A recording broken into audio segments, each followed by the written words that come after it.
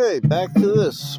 As you all know, my switches go like this pickup, and this pickup, and both in the middle. Back is this pickup, middle is both, and forwards is this. Whoever designed a switch to go up and down when the pickups are back and forth is an idiot. Just putting it out there. I'm not saying, I'm just saying. Anyway, this is me messing around.